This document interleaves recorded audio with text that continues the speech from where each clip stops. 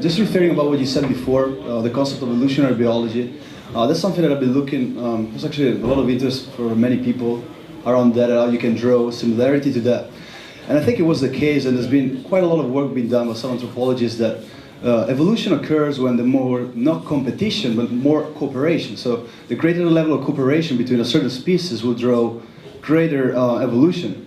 So if you draw that parallel back to digital economies, I think a Bitcoin, going forward, there will be two macro type of currencies, and I wanted to know what your feedback about my vision is. One is sort of like a Bitcoin model where it's a rival game, so it's a sort of total sum game. Either you have it or I have it, and it's trustless. It's sort of like Chicago School way. And then I think there's going to be another model where it actually, it's a multi-time player when you have then identities and you associate some metrics of reputation beyond people, then they interact many times with each other. I think there's a sort of like the needs of cooperative coin as well, and a cooperative sort of like relationship economy. So just wanted to know what your position was about it. Thank you. Yeah, that's very clear.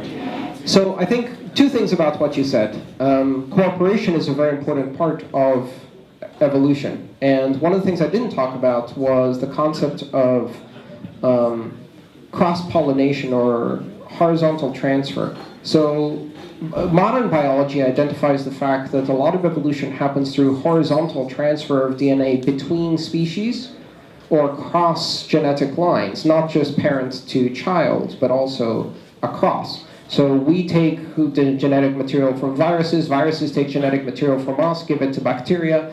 There's a mishmash of cross-species exchange of blueprints, of ideas, of successful systems that end up jumping from one species to another. And I found that really interesting because there's a very close relationship between that and the open source environment in which cryptocurrencies have grown up. Because one of the really important genetic traits of the new form of internet money is that it is all open source, almost all open source. Which means that if somebody comes up with a good idea and they write an implementation, that little piece of DNA can be borrowed by someone else, and they can incorporate it in their system.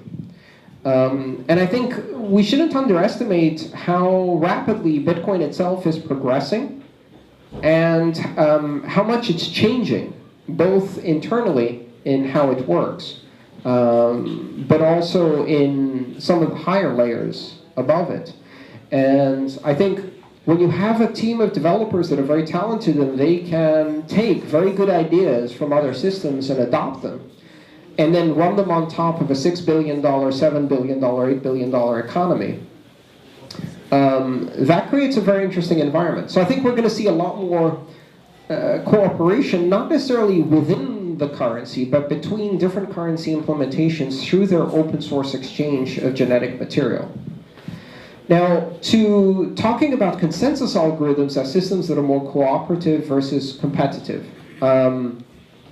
I think it's interesting to look at consensus systems like that. There's some interesting work being done, for example, about incorporating concepts of basic income, for example, which is a different political perspective than some of the stuff that Bitcoin does. And I think you're going to see these ideas evolve over time. Identity and reputation, I think, are double-edged swords. They are something that works really well in small communities of up to 100 or a couple hundred people, and is part of our social makeup. But if you try to take those same reputation systems and scale them, beyond a certain point they start collapsing. And then you have systems that actually become problematic. So if you take reputation systems, and I've talked about this before, but it's something I feel very strongly about. Reputation systems require infrastructure they're running on to be a close-knit society of humans that forget. And forgetting is one of the features of reputation systems, because when you have a small society and that society is capable of forgetting, that means that it is capable of forgetting as part of it, and you put it into a mechanistic realm where you strip those very human characteristics, and it becomes a very rigid, inflexible system. We're already seeing this on Facebook and other social media structures.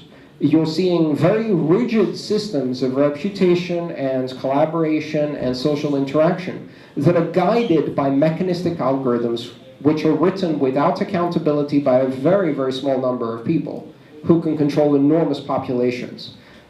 I'm not sure that's a good way to go. So collaborative systems, consensus through collaboration, I think are great ideas and they're going to evolve. But whether they can also scale is another question. And whether we really want to do reputation at scale.